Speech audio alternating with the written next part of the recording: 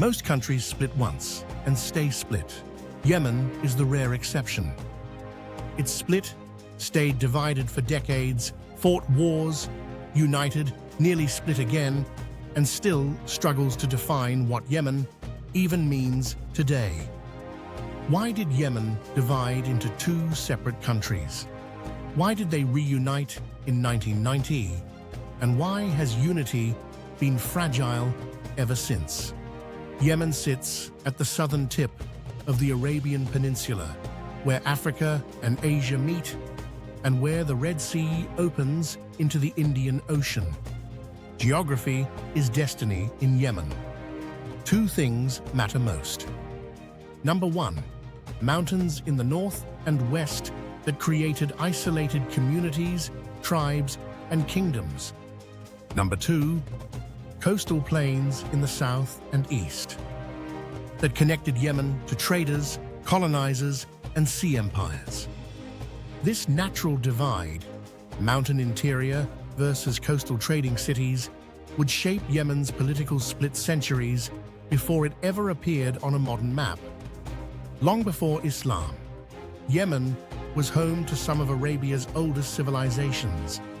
Among them, Saba, Himyar, Hadramaut, Ma'in, and Kataban. These kingdoms often fought each other for trade routes, resources, and control of mountain passes. Islam spread into Yemen in the 7th century. Mountain tribes and coastal towns embraced the new faith, but they maintained their regional identities. Yemen was culturally Islamic, but politically divided along old geographic lines that would later reappear in the 20th century. In the 19th century, global empires came calling, and this changed everything. In 1839, the British seized Aden. Why? Because it was the perfect coaling station between the Suez Canal, India, and the Far East. The British fortified Aden, modernized its port, and turned it into one of the busiest harbors in the world. Meanwhile, the northern highlands remained under the traditional Zaydi Imamate, largely untouched by European influence. And so the political split deepened. North Yemen, tribal, mountainous, ruled by an imam. South Yemen, urban, coastal, under British protection. The two sides interacted, but they were essentially separate worlds. The 20th century hit the two regions differently. North Yemen. After years of conservative religious rule, the old monarchy collapsed in 1962. A civil war followed between royalists and republicans, with foreign powers involved. In 1970, the north emerged as the Yemen Arab Republic, a traditional tribal republic with deep Saudi influence. South Yemen. The British held Aden until 1967, when anti-colonial revolutionaries pushed them out.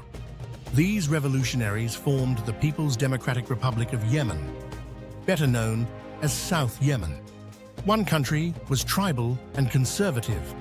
The other was revolutionary and socialist. Yemen's split was now official.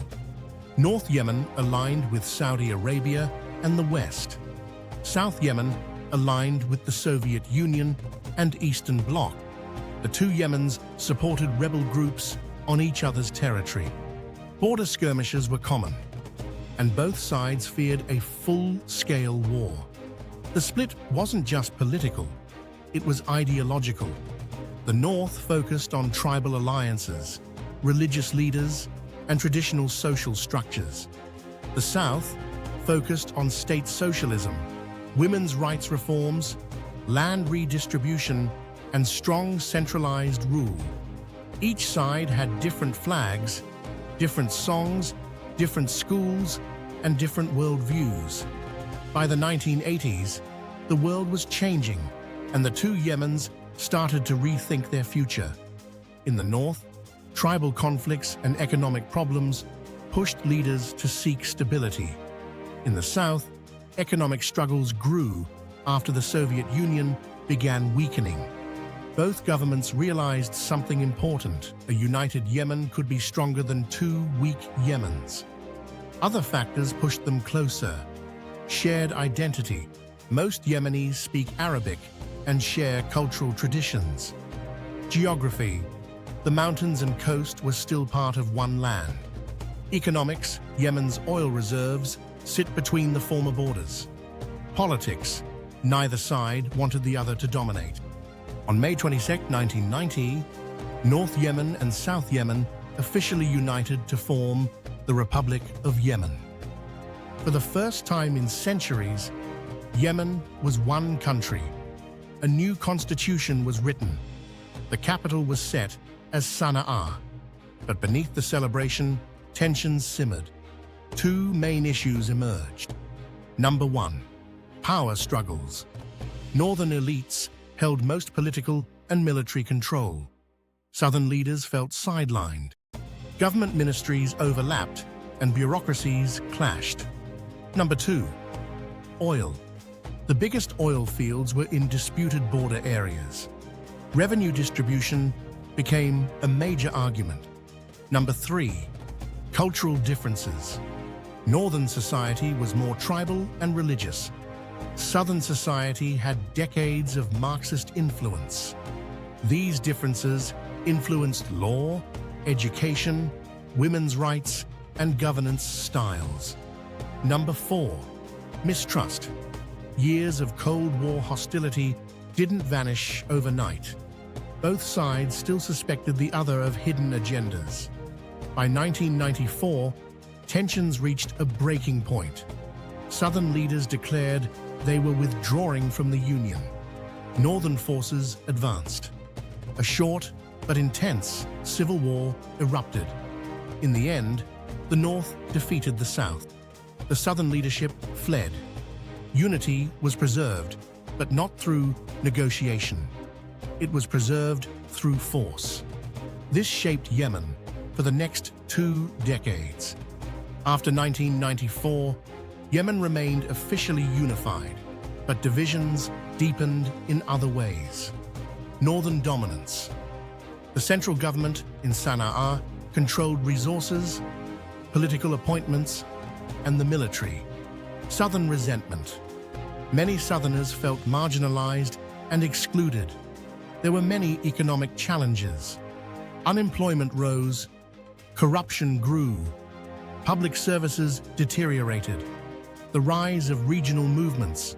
Southern separatist groups formed again, calling for independence or federalism.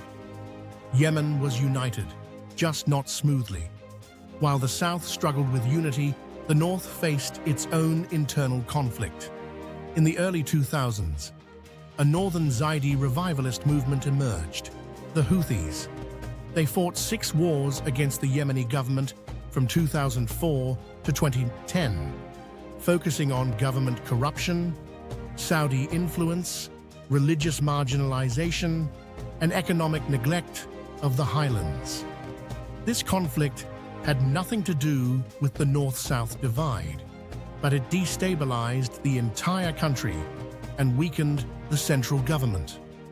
In 2011, the Arab Spring swept across the Middle East. Yemenis held massive protests demanding democracy, economic reforms, and an end to corruption. President Ali Abdullah Saleh stepped down after 33 years in power. A transitional government formed. National dialogue began. There was hope again, briefly, but internal divisions, economic collapse, and power struggles destroyed the transition.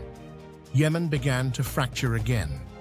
In 2014, the Houthis seized Sana'a.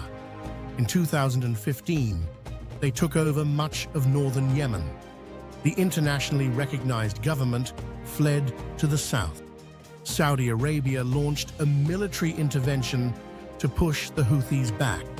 This conflict is often portrayed as a Saudi-Iran proxy war, but at its heart, Yemen's own divisions, tribal, regional, political, and economic, play the biggest role. Yemen today is a fragmented country. Despite official unity, Yemen today is divided between multiple authorities. Houthi-controlled north centered in Sana'a. Internationally recognized government centered in Aden. Southern separatist forces, some pushing for full independence. Tribal militias, local authorities, and regional actors. 3 reasons explain why reunification has struggled. Number 1. Geography. Mountains separated communities for thousands of years. No central authority ever easily controlled all regions. Number 2. Identity. Northern highlands have Zaydi Shiite traditions. Southern regions have Sunni, cosmopolitan, Indian Ocean connections. Cultural expectations differ. Number 3. Political structures. Tribal politics in the north versus Marxist legacy in the south created very different governance models. On paper, Yemen is one country. They share history, language, markets, families, and cultural stories. But political unity requires more than shared culture. It requires stable institutions, fair power sharing, and trust, none of which Yemen currently has. Will Yemen split again? This is the unanswered question. The world often frames Yemen's crisis through foreign powers, but Yemen's internal divides, centuries old, are the real challenge. Understanding Yemen's split and reunification helps us understand why the country is in conflict today, why peace is difficult, and why unity remains both a dream and a struggle. Yemen's story is not over. It is still being written by its people, its regions, its tribes, and its leaders. If you enjoyed exploring Yemen, make sure to like this video, subscribe, and explore more of our travel history series. History is full of lost places waiting to be discovered, and we'll take you there.